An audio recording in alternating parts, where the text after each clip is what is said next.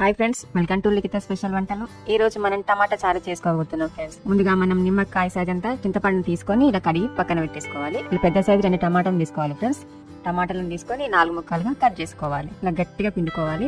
అందులో ఇప్పుడు మనం నానబెట్టుకున్న చింతపండుని కూడా వేసుకొని ఇలా టమాటా రసం వచ్చేదాకా పిండుకోవాలి ఫ్రెండ్స్. ఇప్పుడు అందులో కొద్దిగా వాటర్ వేసుకోవాలి. ఇప్పుడు దీన్ని వడగట్టేసుకోవాలి. మనం ఇలా మొత్తం పూర్తిగా పిండేసుకోవాలి. పిండేసుకొని పక్కన పెట్టేసుకోవాలి. ఇప్పుడు మనం స్టవ్ ఆన్ చేసి గిన్నె పెట్టేసుకొని అందులో 2 టేబుల్ స్పూన్ల నూనె వేసుకోవాలి. 1 టీ స్పూన్ జీలకర్ర, 5 పచ్చిమిర్చిని ఇలా పొడుగ్గా కట్ చేసుకొని వేసుకోవాలి ఫ్రెండ్స్. 8 వెల్లుల్లి దెబ్బలు, 5 ఎండుమిర్చి వేసుకొని 1/2 టీ స్పూన్ పసుపుని వేసుకోవాలి. 1 రెమ్మ కరివేపాకుని వేసుకొని కలుపుకోవాలి. ఇలా ఫ్రెండ్స్ ఇలా మొత్తం వేగేదాకా కలుపుకోవాలి. అందులో మనం ఇప్పుడు టమాటా రసాన్ని వేసుకోవాలి. సరిపడా ఉప్పు వేసుకోవాలి. ఉప్పుని వేసుకొని ఇలా మొత్తం ఒకసారి కలుపుకోవాలి. మూతని పెట్టేసుకొని ఒక 2 నిమిషాలు మరిగించుకోవాలి ఫ్రెండ్స్. కొంచెం చిక్కగా అయింది కదా ఫ్రెండ్స్. ఇప్పుడు కొద్దిగా కొత్తిమీర వేసుకోవాలి. కొత్తిమీర వేసుకొని 1 నిమిషం మరిగించుకోవాలి. అందులో ఇప్పుడు నేను సాంబార్ మసాలా వేసుకుంటున్నాను ఫ్రెండ్స్. సాంబార్ మసాలా వేసుకుంటే టేస్ట్ అయితే సూపర్ గా వస్తుంది. ఇలా సింపుల్ గా వేడిగా చేసుకోవచ్చు ఫ్రెండ్స్. టమాటా చారు 10 నిమిషాల్లో రెడీ అయిపోతుంది.